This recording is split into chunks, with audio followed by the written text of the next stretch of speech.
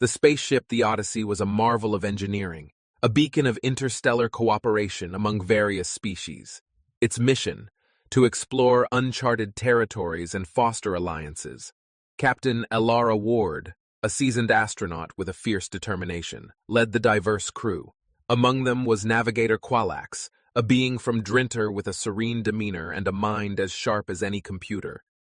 The journey had been smooth until the day the ship's systems went haywire, plummeting them toward an unknown planet. The alarms blared, and chaos ensued as the crew scrambled to regain control. Alara's heart raced as she issued commands, her voice steady despite the turmoil. Qualax, seated at the navigation console, worked frantically to stabilize their descent.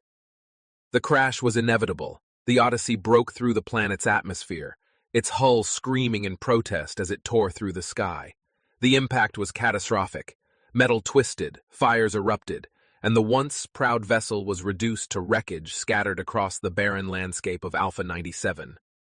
Elara awoke to silence. Pain shot through her body as she tried to move, her vision blurred. She blinked rapidly, clearing her eyes to see the wreckage around her. The Odyssey was a shattered shell, its once glorious structure now a graveyard of twisted metal and debris. "Qualax!" she called out, her voice hoarse. Panic surged within her. She stumbled through the wreckage, her mind racing with fear for her crew. The air was thick with smoke, and the acrid smell of burning metal filled her lungs. A movement caught her eye. She turned to see Qualax emerging from the debris, his green skin marred by cuts and bruises.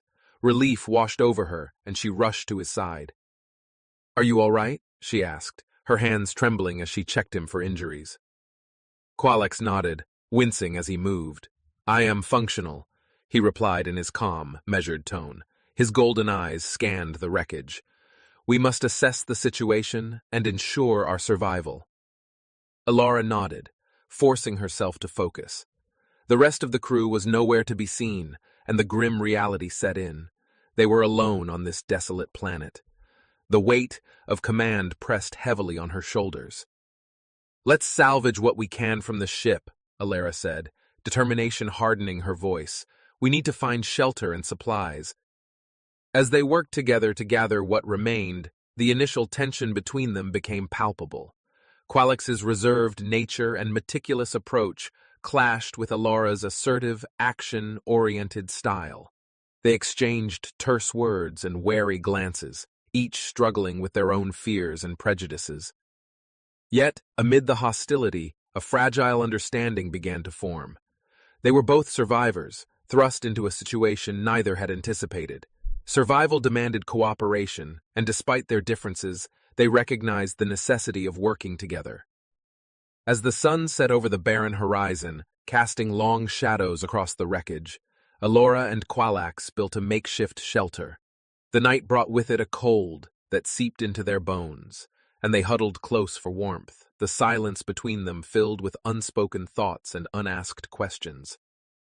In the dim light of a salvaged lantern, Elara looked at Qualax, seeing not just an alien, but a fellow being enduring the same harsh reality. She wondered what thoughts ran through his mind, what fears he harbored. But for now, survival was their priority. "Tomorrow," she said quietly, breaking the silence, "we'll start exploring the area. There has to be water and food sources somewhere." Qualax nodded, his expression unreadable. "Agreed." Elara nodded, feeling a flicker of hope. The journey of survival on Alpha 97 had begun, and with it, the first steps of a bond that neither Elara nor Qualax could have anticipated. The dawn on Alpha 97 brought with it a harsh, cold light. The planet's surface was a bleak expanse of rocky terrain and sparse vegetation, a far cry from the lush, habitable worlds Elara had visited in her career. She and Qualax emerged from their makeshift shelter, their breath visible in the chill morning air. "We need to prioritize finding water and food," Elara said, her voice carrying a note of determination. "We can't survive long without them." Qualax nodded, his golden eyes scanning the horizon. "Agreed. I suggest we divide our efforts. I will search the southern perimeter while you explore the northern sector." Elara hesitated, the thought of splitting up making her uneasy, but she knew he was right. Covering more ground would increase their chances of finding resources. "All right," she said, nodding. "Let's stay in communication. If you find anything, signal me immediately." They set off in opposite directions. The vast emptiness of Alpha 97, a stark reminder of their isolation. Alora moved carefully, her eyes scanning the ground for any signs of water or edible plants. The terrain was rough, and the landscape offered little in the way of sustenance. Hours passed, and fatigue began to set in. Alora's stomach growled in protest, and her throat felt parched. She pressed on, determined not to return empty. Handed, as she climbed a rocky outcrop, she spotted a glint of something in the distance. Her heart quickened, and she made her way towards it. Reaching the source of the glint, Alara discovered a small, trickling stream. Relief washed over her, and she quickly filled her canteen, taking careful sips to conserve the precious water. She marked the location on her map and activated her communicator. "Qualix, I found water," she said, her voice tinged with excitement. "I'm marking the coordinates. Head back to the ship and we'll regroup." "Understood," came Qualax's calm reply. "I have not yet found food, but I will continue my search." Alara returned to the wreckage, feeling a glimmer of hope. The discovery of water was a small victory, but was a crucial one. She waited for Qualax, her mind occupied with thoughts of their next steps. When Qualax returned, his expression was somber. Alara sighed, feeling the weight of their predicament. "We'll have to keep searching," she said. "But at least we have water. That's a start." They spent the rest of the day fortifying their shelter and making plans for further exploration. The night brought with it the cold and silence of Alpha 97, and they huddled together once more, sharing the meager warmth of their bodies. "Tell me about Drinter," Alara said, breaking the silence. She was curious about Qualax's homeworld, about the culture and life he had left behind. Qualax hesitated, his golden eyes reflecting the dim light. "Drintar is a world of vast oceans and towering cliffs," he began, his voice softening as he spoke. "Our cities are built into the cliffs, overlooking the sea. We are a people of science and art, valuing knowledge and harmony above all." Alara listened, captivated by his description. She could almost picture the majestic cliffs and the serene ocean. "It sounds beautiful," she said, a touch of wistfulness in her voice. "Earth has its beauty too, but it's so different from what you describe." "And what of your home?" Qualax asked, his curiosity piqued. Alara smiled faintly, her thoughts drifting to the blue planet she had called home. "We have vast forests, sprawling cities, deserts, and oceans. But it's also a place of conflict and struggle. Humanity has its flaws, but there's a resilience and a capacity for change that I find inspiring." Their conversation flowed, bridging the gap between their worlds. They shared stories of their childhoods, their dreams, and their fears. The cultural differences that had once seemed so vast began to shrink as they found common ground in their experiences and aspirations. As the days turned into weeks, Alora and Qualax settled into a routine. They explored the planet, finding small pockets of resources that sustained them. They faced challenges together, from sudden storms to encounters with Alpha 97's wildlife, each trial strengthening their bond. Their initial mistrust faded, replaced by a growing camaraderie. They learned to communicate more effectively, bridging the gap between their languages and customs. Small acts of kindness and support became the norm, and they found solace in each other's company.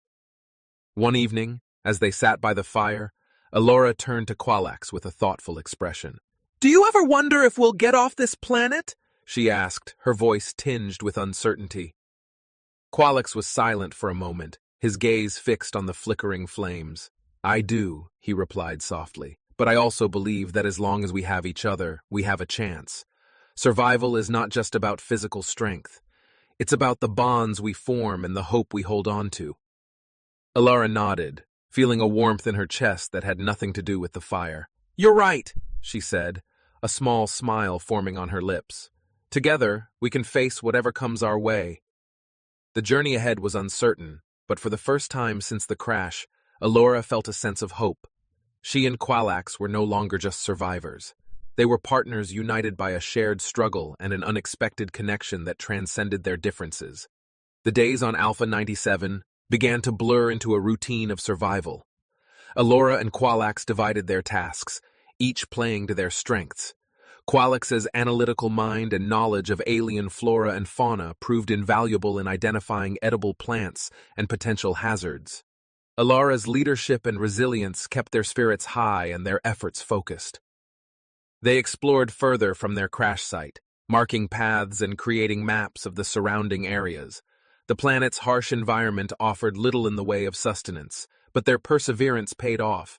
They found small game, edible plants, and even discovered a hidden cave that provided additional shelter and storage. One particularly grueling day, as they trekked across a rocky plain, Alora stumbled and fell, twisting her ankle. Pain shot through her leg and she bit back a cry. Qualax was at her side in an instant, his concern evident. "Let me help you," he said, his voice gentle yet firm. He supported her as they made their way back to their shelter, every step a reminder of her vulnerability. As they settled in for the night, Alora couldn't help but feel frustrated. "I hate feeling weak," she muttered, wincing as she adjusted her bandaged ankle. Qualax looked at her, his expression serious. "Strength is not just about physical ability, Captain Ward," he said. "Your determination and leadership have kept us alive. Do not diminish your own contributions." His words brought a sense of comfort and a new perspective. They were in this together, and their combined strengths made them a formidable team. Days turned into weeks, and as they adapted to their harsh environment, their bond deepened. They developed a rhythm, a mutual understanding that transcended their cultural differences. Alara learned to appreciate Qualax's meticulous approach to problems, while Qualax admired